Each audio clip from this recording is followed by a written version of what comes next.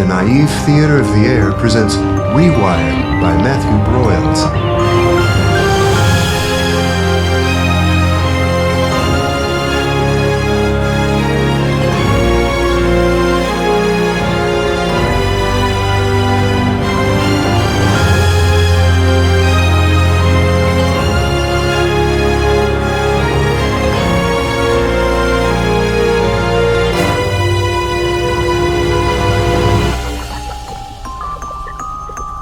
Episode 24, The Queen.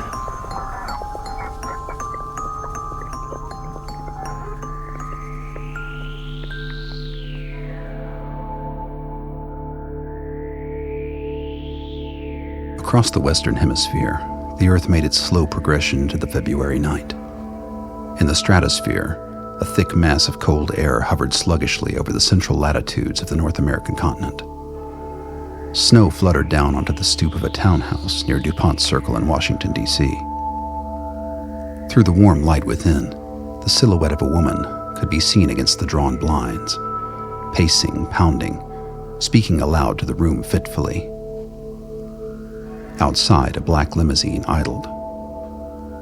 Further north, in Brooklyn, the previous day's snow hardened into icy reefs, encrusting all surfaces from which it had not been cleared. It did not stick to the gleaming transmetal monolith of the Brooklyn Defense Force headquarters, but gathered and froze in sharp crags at its base, as if holding the immense building in place. From an office window near its top, the outline of a suited figure could be seen staring out onto the crowd swelling to fill the spaces between the stone and concrete structures below. The man in the window stood perfectly still, waiting. To the west, across the Great Lakes, winter's grip enfolded crumbling shanties. The biting wind searched out pores in the wood and concrete skin, separating those huddled within from the suffering that waited outside.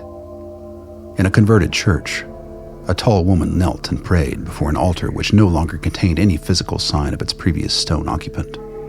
It was not important to her who the shrine belonged to. The one she prayed to was in Texas. Aeolian, in all its history, had never contained so many people. Across the plains they came, in vans and trucks, fitted with campers and trailers. Where the roads were blocked by military checkpoints, the travelers easily pushed aside the rusty barbed wire and rotted fence posts along the way, making tracks across the scrubby tundra. The destination grew brighter and easier to find, as more of the pilgrims set up camp as close to the Army perimeter as they would be allowed. Past the tanks, transports, and mobile command centers, a nondescript, low building could just be made out on the horizon.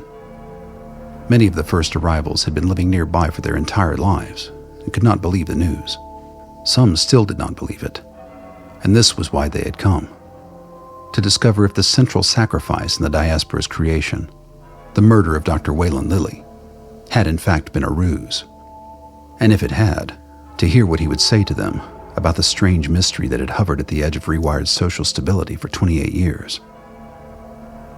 A mystery whose answer would determine everything: the future of the Republic, the Diaspora at large, and perhaps even of humanity. They gathered, braving the cold, some offering fried pies and coffee to the soldiers, who maintained a cautious goodwill towards those they had sworn to protect, both inside and outside the perimeter. Most of them did not know precisely what was transpiring within the walls of the compound, and were as anxious as the travelers to find out what details they could. In this vacuum of knowledge, there were fractures amongst those gathered in the frigid encampments. Those with VEF sympathies did not trust Colonel Haley's inclination to keep them all at arm's length. Others spoke of seers more powerful than any ever witnessed, who would deliver the truth no matter what the obstacle, human or otherwise.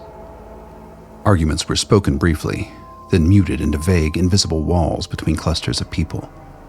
At every camp, mobile net connections struggled against interference generated by the military comm units. Information flowed viscously like syrup through a straw. The Rewired net was alive, more than it had ever been. It was hard to know where to look and who to trust. Theories and purported inside information flooded every nook of the network. All ears waited for one voice. Little did they guess that the mind to whom that voice belonged was not at peace, neither with the world nor with itself. As if to prove Einstein's equation, time moved infinitely more slowly inside Dr. Waylon Lilly's head than outside of it. But the more quickly thoughts within his head spun, the more difficult it was to see them clearly. It would take a significant obstacle to slow them down. 2 to be precise. And now here they were.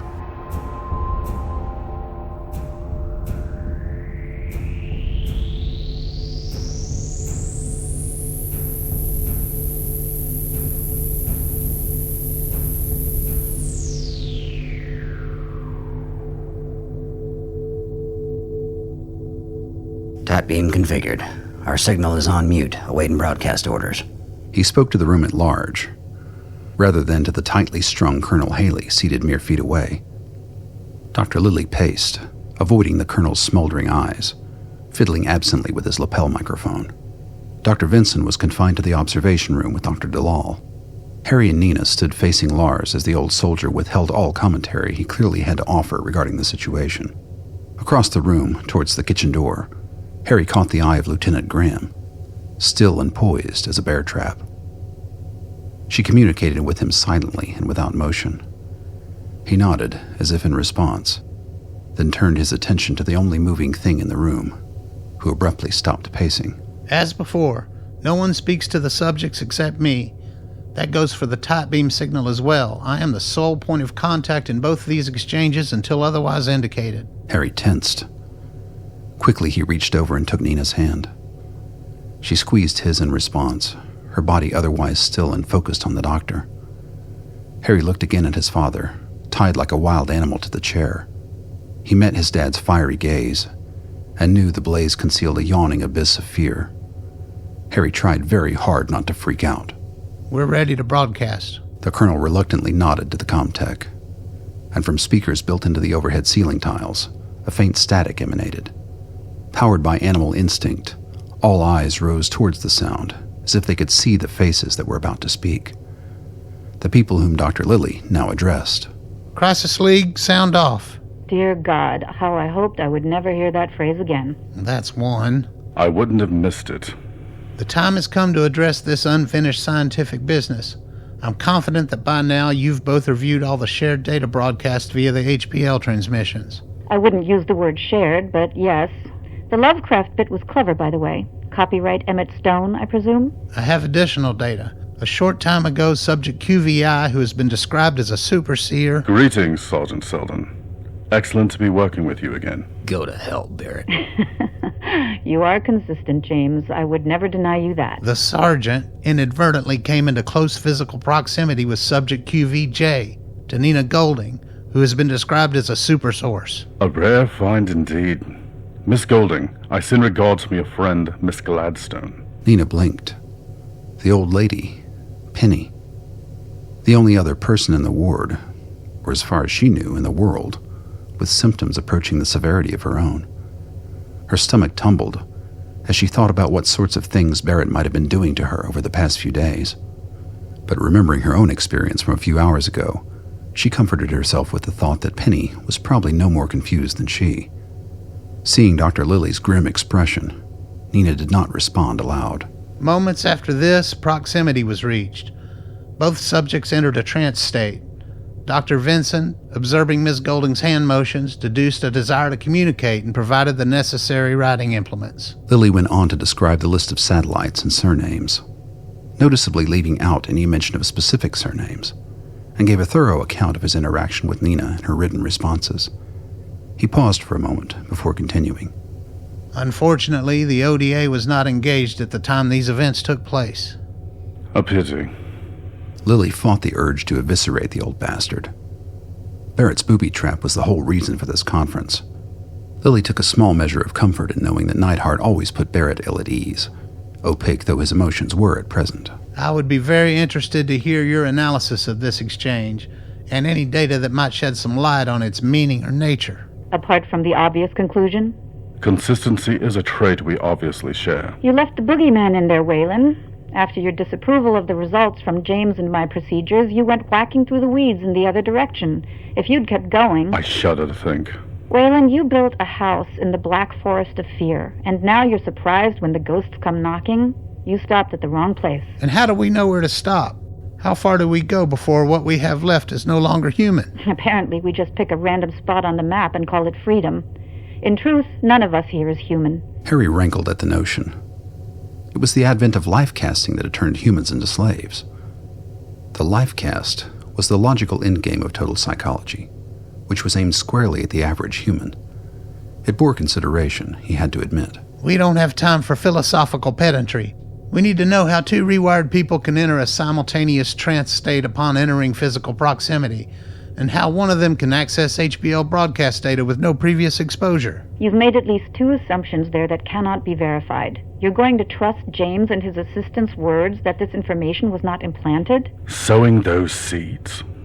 Waylon and I will not be set against one another by someone whose allegiances can be purchased for pennies on the dollar. For the sake of argument, let us eliminate that possibility.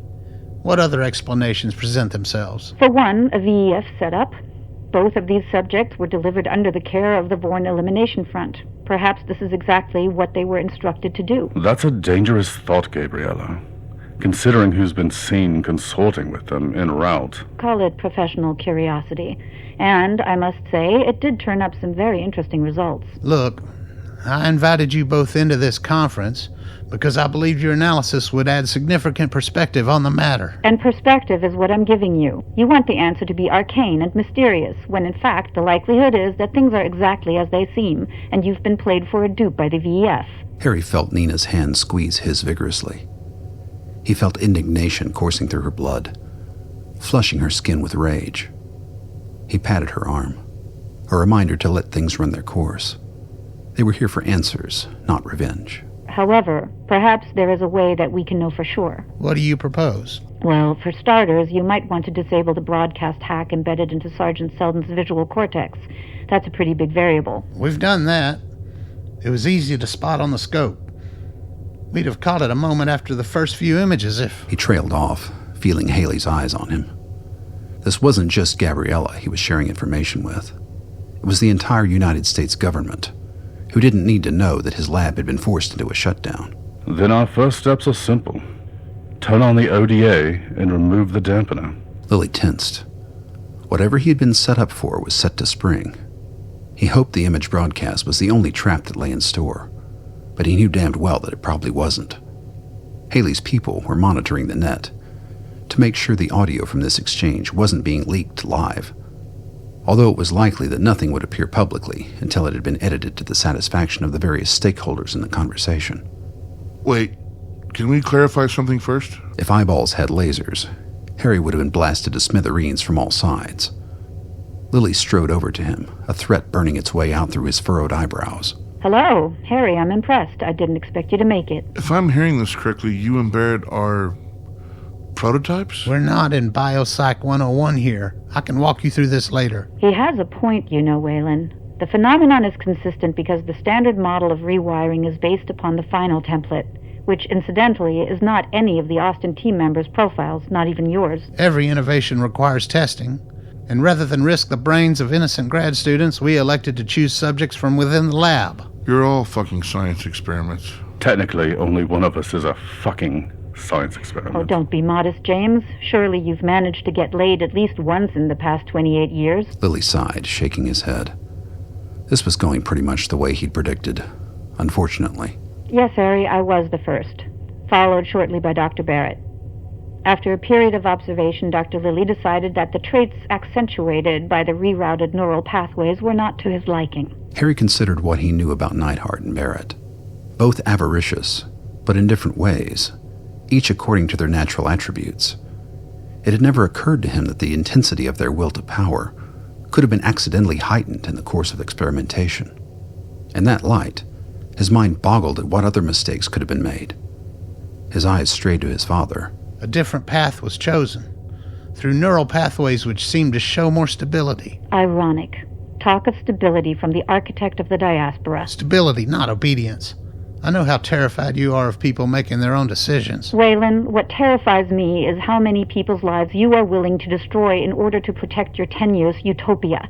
Those of us who live outside your bonfire of anarchy are presently enjoying the most peaceful, stable society in human history. Thanks to the whims of your unelected autocrats. Starvation, unemployment, crime, all but extinguished by the wire. Wrongful imprisonment is a thing of the past. You're smarter than that. The truth is dictated by the wire, and the wire is owned by people just like us. Not like us, Waylon. Stable people.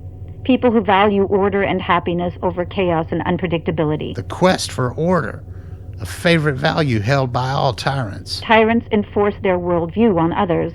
How precisely are you different? I want people to think for themselves, not for me. But within your parameters. Your idea of what constitutes freedom. We may as well banish vaccination as well, leave everyone's future completely to the will of the elements. You see, Waylon, that's what you never did. Follow your thoughts through to their logical conclusions. Humans have been setting parameters for each other's behavior since time immemorial for the good of society. Like Jim Crow. Undone because of improved social norms enforced legally. Now we can make such changes without bloodshed. How many died during your reclamation? That wasn't mine. But it was.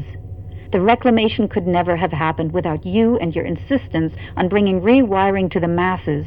Had we kept to our original plans... Your plans. So the entire world would be dangling at the end of your master's puppet strings. You do their dance, Gabriella, while they find you useful. The pair of you, bestriding your tiny sliver of the globe, will not plunge this planet into the dark ages. It already has been. The fact that none of them realize it does not change the fact that your plague infects them all. Have you ever been to East St. Louis, Dr. Neihart? I can't say I have. I only make trips out of town for special occasions. You should go sometime. See the dark side of your utopia. The one you choose to ignore. Like Free Detroit? Certainly, even in your limited experience, you've deduced that not all people are created equal. Our efforts at accommodating society's dregs are far more admirable than any the Diaspora has conceived. Free Detroit is a cage. A dumping ground for your undesirables. I see you've been drinking from the memory draft of Mrs. Savine, a potent brew, thick with the blood of her victims. If I may, none of this is remotely germane to the topic at hand. Harry, shut up and let the adults talk. Adult? My son has been talking more sense than any of you supposed experts. Harry turned and regarded his father in bewilderment, as did everyone else. The old man's tone was steadier and clearer than Harry had ever heard it. I've spent the last 28 years looking for answers to the question of why I shot an innocent man dead. All along the way, I've met some other seers, and the thing we all have in common is fear. If that's the direction Dr. Lilly's design went intentionally, we need to consider that. What you have just demonstrated, Sergeant Selden, is classic selection bias. Yes, the VEF have their seers, but so do the disciples. And they are not in the least afraid of what they see. Suddenly, Lilly was struck by the gruesome memory of Clifton, his limp body hanging from a cord in the guest quarters mere weeks ago. There was fear there, too. As in many religions, he thought. A desperate desire not to be rejected by something greater than oneself, something tangible, something visible. Dr. DeLaw, activate Selden's OTA. Wait. All we're going to see is the problem, not the solution. The problem is not the Vorn phenomenon. The problem is that people believe they know what it is. That is what we're here to correct. Harry's emotions scattered. He had a vague sense that somewhere in this secret history of the tortured tunneling in these scientists' brains, there was an answer to the problem, one that addressed the essential nature of the phenomenon and didn't depend on interpreting the effects of the malfunction. Or perhaps, it occurred to him, he was afraid that after he saw what his father had described earlier, he would no longer consider it a malfunction. He felt Nina's arm gently touch his. Looking down into her soft face, he felt her mixture of resignation and confidence. "Let's get this over with," she told him silently. With great reluctance, he nodded and backed away. A switch was flipped. Behind Harry's father, the large screen lit up, a live image of the room from the old man's eyes. A room presently devoid of any small gray wraiths. Lilly approached the sergeant, slowly removing the dampening amulet from his neck as before, carrying it over to the lab table. Popping the back open, he ejected the battery. The screen was flooded with light. Harry watched Lars slip immediately into the slackened trance state he had witnessed earlier. As the old man's eyes adjusted to the massive influx of luminosity, visible only to him, a form became discernible, slowly gaining focus on the screen. Sharp breaths issued from all assembled. This was nothing any of them had ever seen before. Silently, with preternatural grace, a thin, willowy figure hovered at Nina's right arm. True to Lars's description, it emanated a powerful glow, bearing wings which moved at barely perceptible speed through whatever dimensions they were theoretically treading. It was taller than a normal Vorn, a head shorter than Nina, but its feet did not touch the ground as it regarded the old man with an alien expression that somehow approximated curiosity. There were other Vorn throughout the room, but they were not perched on human shoulders. Instead, they gathered around the larger one, their hands oddly busy in some gesture whose meaning was opaque to the human onlookers.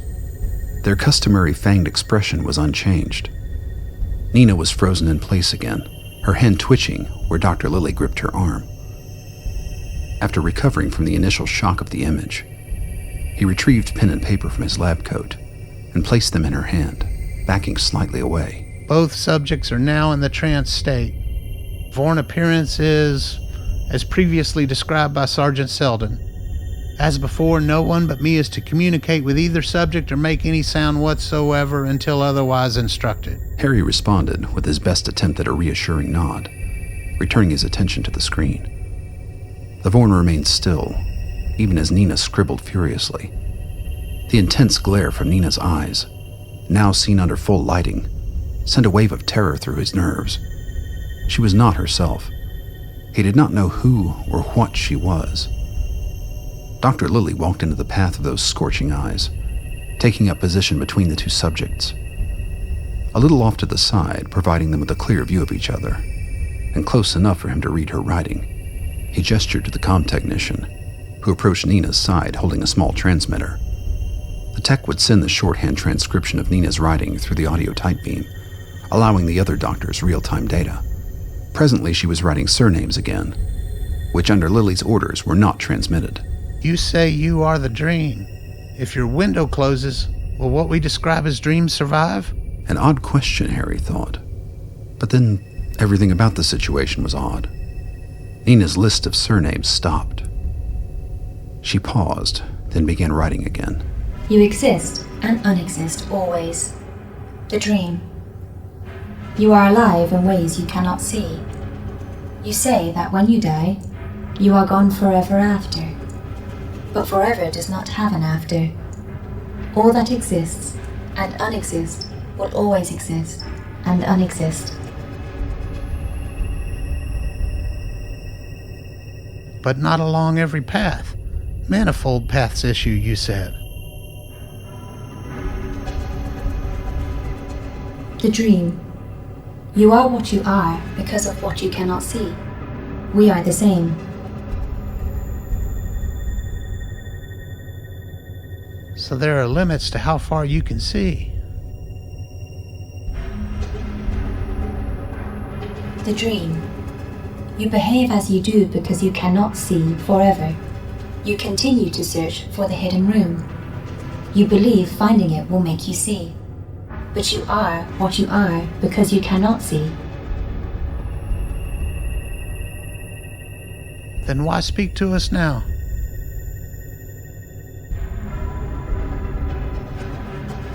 We speak to you always. It is now that you can hear. You said that we exist and unexist always, but you can't see down all paths.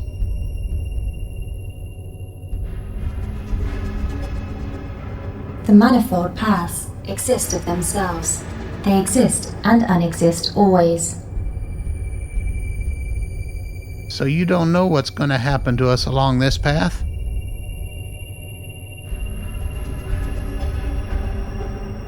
This planet, it spins cold and dark through a galaxy with no suns. It also burns with the fire of creation. Time is born with the universe and dies with it. We exist and unexist within forever. Then will forever stop when the universe does?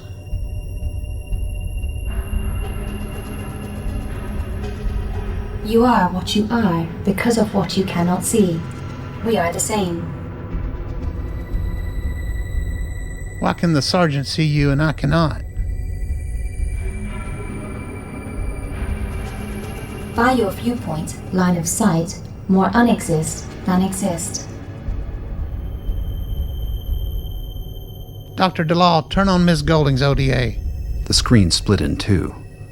On the new half, resolving quickly, sat Lars Selden, and aside him, floating mere inches from the ground, was a pale, sickly, winged Vorn.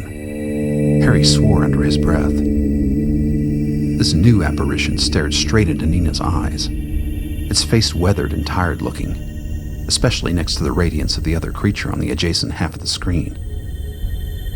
Through her eyes, its shade of gray was closer to ashy white, suffused with ragged whorls across its skin. The comtext scribbled frantically, attempting to accurately describe the unfolding scene to Brooklyn and Washington. Haley stood at last, wide-eyed and baffled.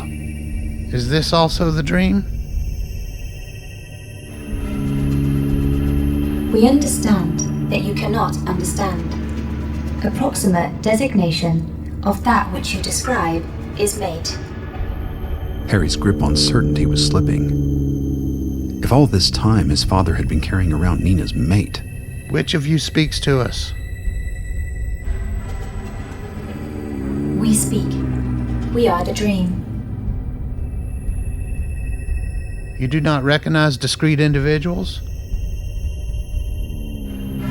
We are many. We are the dream. The Queen, Harry thought. Not like Victoria, but like an anthill, a hive mind. His father's Vorn would be their equivalent of a male, different than the wingless workers, its sole function being to procreate, which by the looks of it would not be happening for much longer. Dr. Lilly took a few steps towards Nina, meeting her unearthly gaze. What can we do to help you? What you must. We don't understand. What must we do?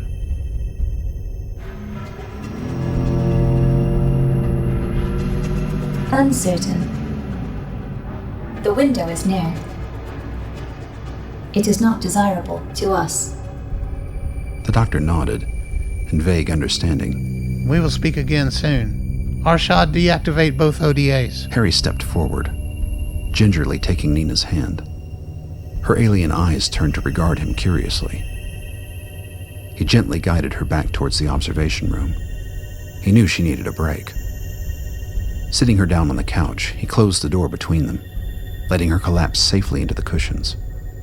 A frenzied grunting issued from the chair containing his father. The dampener! Lily interrupted his distracted pacing to reinsert the battery and replace the amulet, silencing the old sergeant. The main room was deathly quiet for a moment. Points for thoroughness and craftsmanship, but this proves nothing. James, did your man Weiss get what he needed? Lily pressed his fingers to his temples, cursing to himself. Despite what he had just seen, she was probably right. That pathreal neural net can't see much past its borders, can it? Everything is a conspiracy. Everyone willing to throw the world under the bus for their own craven desires. Not everyone, but you, without a doubt. Wayland, unless this harpy has anything useful to add in our endeavor here, I think we are better off proceeding without her. We certainly wouldn't want the devil's advocate to get in the way now, would we? That might take you off schedule. Gabriella, stand by. Mute Washington. The comtech raced over and silenced the audio feed to and from Neidhart. James, she's right. You're the reason Weiss is in power, and he's allied with the Disciples.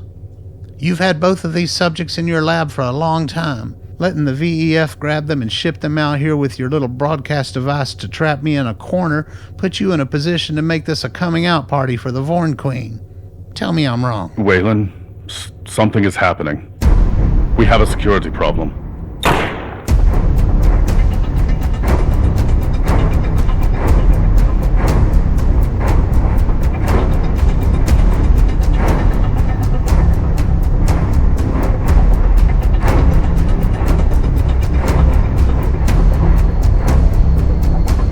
James Barrett fought to stay upright against the wall, one hand failing miserably to contain the bleeding from a gunshot wound on his right abdomen. His eyes watched in bewildered amazement as the frantic, wiry form of Foch approached the desk, his weapon leveled at the doctor.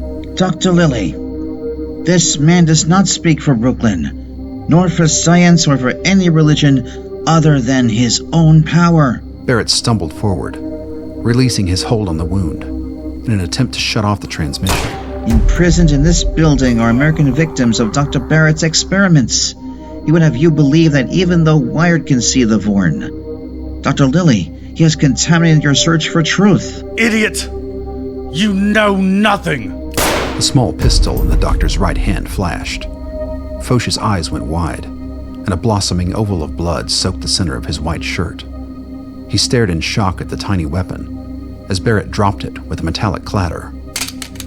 Both men slumped to the floor while a commotion rose from the door of the office. Eugene Foch, of the Brooklyn Defense Force, was out of time.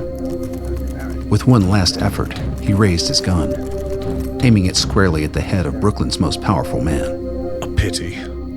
You won't be around to watch your failure unfold. The light of his consciousness fading, Foch pulled the trigger. Barrett's head snapped back, and he was still. Foch heard voices swirl around him, but he could not make them out. It seemed as if someone had set him up, but he could not see them. Dr. Lilly, I must speak today. Tell her we are prepared to help in any way possible. Caravelli's entreaties lost their edges and blended into a background hum, which faded into nothingness as Foch let the darkness take him.